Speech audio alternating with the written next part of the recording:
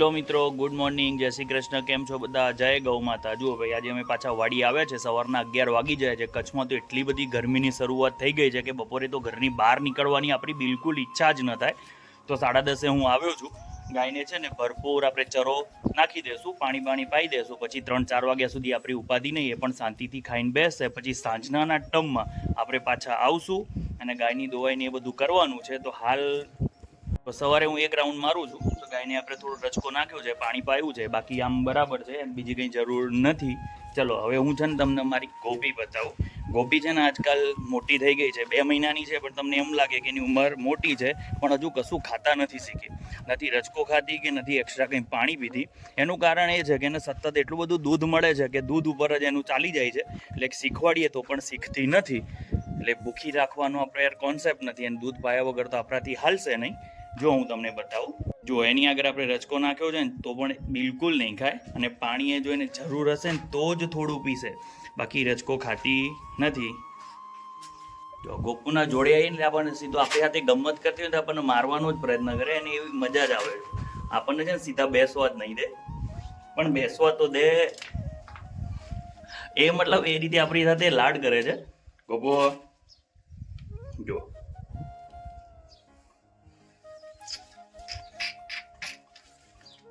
ગોપી, વાહ. ચલો ગોપી, હું જઈશ ઘરે.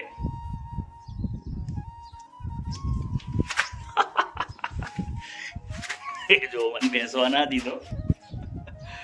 ચલો હવે જશું ઘરે. ઘરે જઈને ખાઈ લેશું. પછી મારે જવું છે સ્કૂલે. અમારી તો એક્ઝામ બાળકોની પતી ગઈ છે, પેપરને એવું પણ ચેક થઈ ગયું છે. બીજું થોડું ઓનલાઈન એ કામ બાકી છે, પૂરું કરી લેશું. મતલબ એકદમ ફ્રી છે. હવે બાળકોને થોડું એક્સ્ટ્રા એક્ટિવિટી શીખવાડવાની તૈયારી કરી રહ્યા છે. જોઈએ હવે એમાં શું થાય છે, કેમ કે ગરમી એટલી બધી છે ને કે અમુક ક્રિએટિવિટી કરાવતા હોય તો બાળકો થાકી જાય ને બહુ જ પસીનો થાય છે. અને અમારી પાડી પદ્ધતિમાં સ્કૂલ છે, તો બાળકો જો મોર્નિંગમાં આવતા હોય તો મજા આવે, પણ મોર્નિંગમાં થાય ને 6 થી 8 વાળાની એક્ઝામ ચાલુ છે. એટલે હવે જોઈએ છે, કંઈ નવું કરાવવાની ઈચ્છા છે. હવે જશું ઘરે, પહેલાં તો જમી લેશું, પછી જશું ડાયરેક્ટ સ્કૂલે. હેરાન કરું.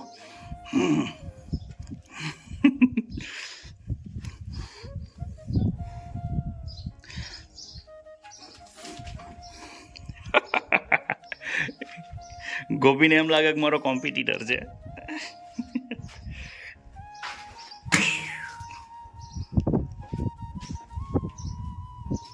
કાંકરેજ ગાયનું બચ્ચું કેટલું રૂપાળું લાગે. એટલું ગીર ગાયનું બચ્ચું ના દેખાય, બાકી કાંકરેજ ગાયના બચ્ચા એકદમ રૂપાળા હોય.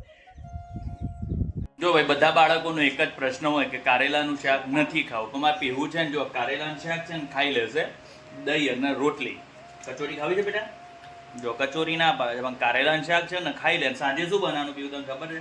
શું બનાવવાનું? એક યુનિક આ વાનગી મારા મમ્મી સ્પેશિયલ બનાવે છે, કારેલાની છોલના મુઠિયા, જે ખરેખર ચા અને દૂધ સાથે ખાવાની ગજબ મજા આવે છે. જો ભાઈ, અમે ટેબલ ફેન કર્યો છે, અહીં રોટલી ચાલુ છે, તો રોટલી થઈ જાય, ઉપરનો જો સીલિંગ ફેન કરીએ તો પવન આવે છે. એટલે ટેબલ ફેન કરીને અમે બેઠા છીએ, ફટાફટ ખાઈ લેશું. 12 વાગે અમારી સ્કૂલ છે. એમ પીવું તો જો અમારે પીવું છે ને કારેલાનું શાક ખાય છે, કે હવે બીજા બાળકો છે ને કારેલાનું શાક ખાવું હે, તાર મમ્મી મસ્ત બનાવો કારેલાનું શાક, એટલે ખાઈ લે. તો ચલો ભાઈ, અમે જમી લઈએ, પછી જવું છે સ્કૂલે. જો આના પહેલા વિડીયોમાં મેં તમને કીધું હતું કે અમે છે ને કારેલાની છોલના મુઠિયા બનાવીએ છીએ. એ મારા મમ્મી છે ને મસ્ત બનાવે છે. આજે ભાઈ સવારે મારા મમ્મી છે ને કારેલાના છાલના મુઠિયા મસ્ત બનાવે છે. આજ બપોરે ખાધું કારેલાનું શાક, તો ઉપરથી જે છાલ નીકળે ને એને મીઠું નાખીને આ લોકોએ મૂકી દીધી છે. હવે કારેલાની છાલમાંથી મુઠિયા બનાવે છે, એવા ક્રન્ચી મસ્ત લાગે ભાઈ, મને તો ગજબ ભાવે. ઉપવાસ હોય તો એમને આજે બનાવ્યા હતા તો કે તું બીજા દિવસ બપોરે ખાઈશ, પણ કારેલાના છાલના મુઠિયા તો ખાવાના. આમે હેલ્ધી છે, કારેલું શરીર માટે સારું છે, અને એક અમારી આ ટ્રેડિશનલ વાનગી છે. જો એ બનાવવાની તૈયારી કરી છે, શું છે હું તમને બતાવું. જુઓ ભાઈ, અહીં બાજરીનો લોટ ચાળવાની શરૂઆત થઈ ગઈ છે. મમ્મી, તને કોને શીખવાડ્યા હતા મુઠિયા બનાવતા? મીરાતભાઈ. વાહ રે વાહ. મીરાતબા નથી પણ બહુ યાદ આવો નહીં? સુરત જશું એટલે બાને યાદ કરશું ને. જો એમને ભાગ પાડી લે. કેમ ભાગ પાડે? જેટલું જોવો એટલું ખબર પડે. માપ કાઢ્યું.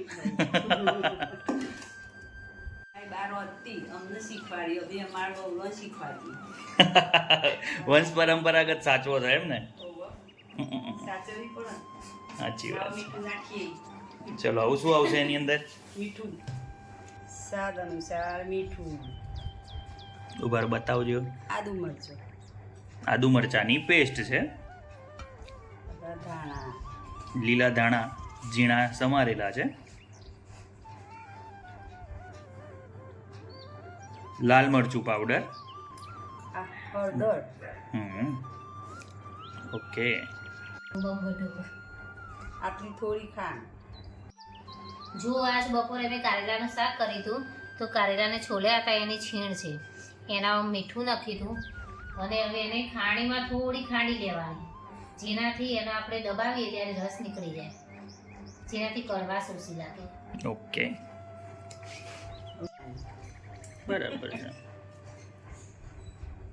ત્યાં તો આજનો મારે મીરાતબા એટલે મારા નાનીમાં સુરત જશું એટલે એમનો તમને ફોટો બતાવશું. એમની સ્પેશિયલ વાનગી આજે અમારા રસોડે કચ્છમાં બની રહી છે. નાનીમાં એ છે ને ખાવાના ખૂબ જ શોખીન હતા અને અમેઝિંગ વાનગીઓ બનાવતા. એમના સમયમાં જે ટ્રેડિશનલ વાનગી બનાવતા ને એમાં એ કુકિંગ એક્સપર્ટ હતા કે દરેક વાનગી મસ્ત બનાવે. એમાં એમનું બટાકાનું શાક તો મને એટલું પ્રિય હતું.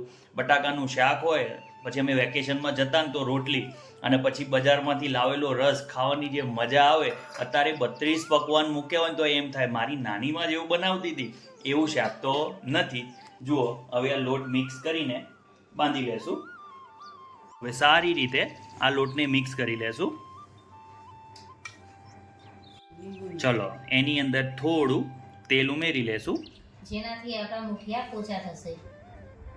અમારે છે ને જો બધાની નેટ પ્રેક્ટિસ ચાલુ છે કે બોલવાની. આ બધાના જો ઓછું ઓછું આવડે છે પણ થઈ જશે. ચલો થોડું લીંબુ એની અંદર નીચોવી લેશું.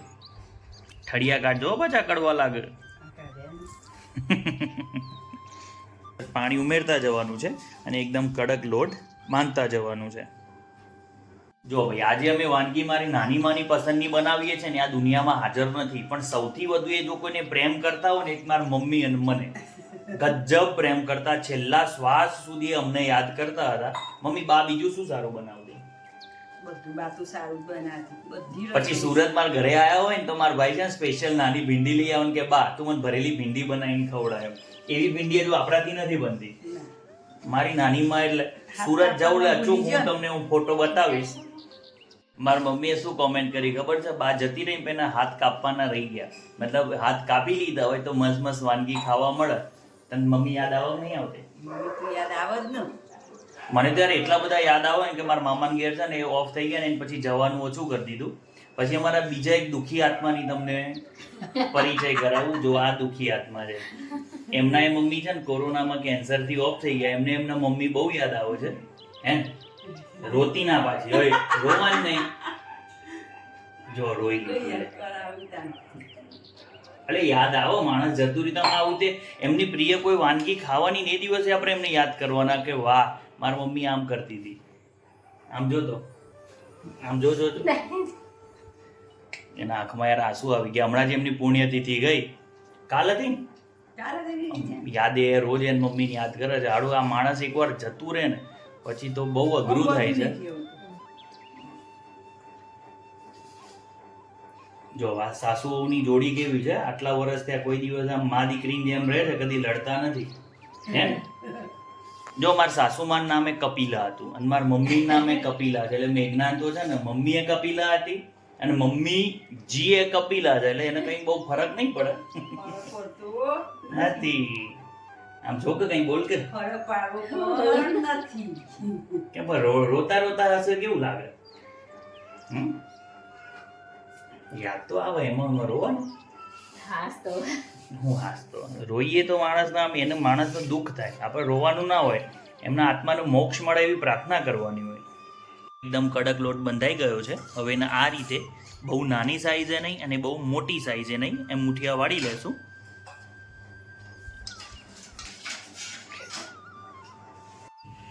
જો હવે કઢાઈ મૂકી છે. હવે એમાં તેલ એડ કરી લેશું. આમાં કેટલું તેલ જોઈશે મેઘના? 2 ઢોકળી જોઈશે એટલે કે 4 ચમચી.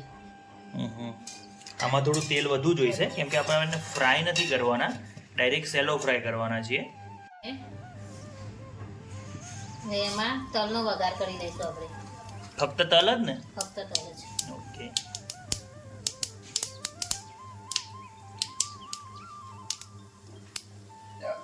હવે એમાં જે આપણે મુઠિયા બનાવ્યા છે ઉમેરી દઈશું એમાં.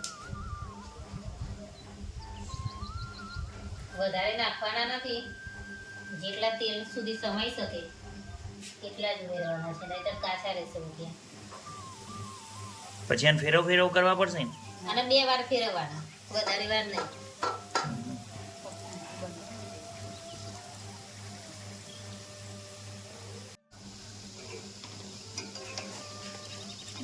જો અમારા મુઠિયા એક બાજુ ચડી ગયા છે, હવે એને ઉલટાવી દઈશું.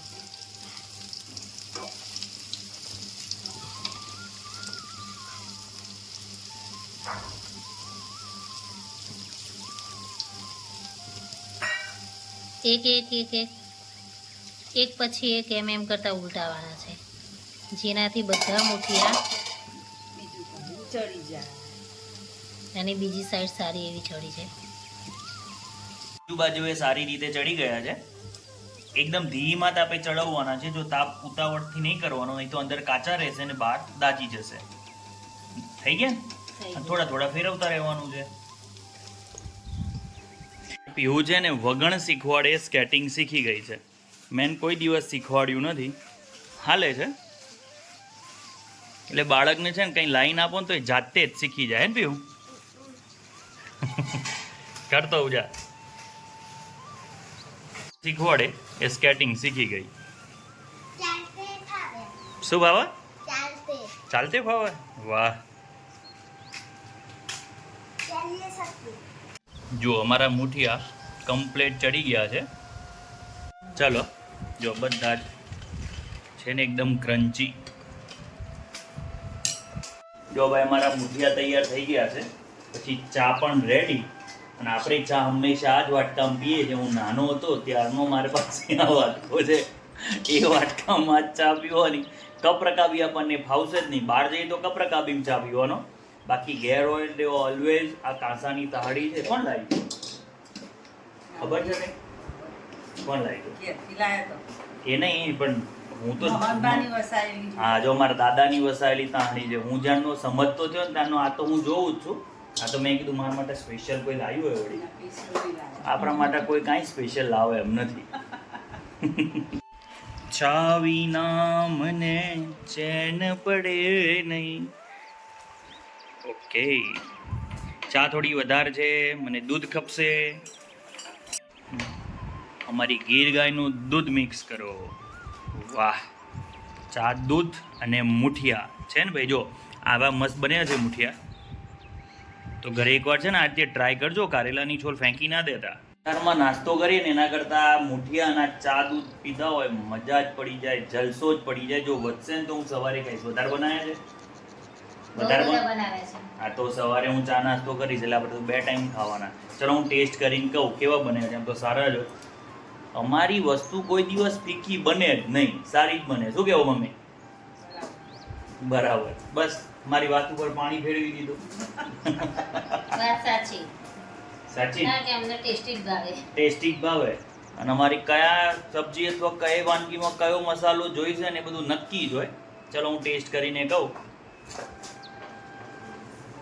વાહ, ક્રન્ચી બન્યા છે, મસ્ત લાગે. ચલો તાણ અમે અમારે છે ને મુઠિયા અને ચા દૂધની મોજ કરશું. એક નવા જ વિડીયોમાં એક નવી જ મુમેન્ટ સાથે ફરીથી આપણી મુલાકાત થશે. ત્યાં સુધી વંદે માતરમ. ઓકે, ચલો બાય. અને હા, અમારો વિડીયો ગમે તો લાઈક, શેર અને સબસ્ક્રાઇબ કરવાનું ભૂલતા નહીં.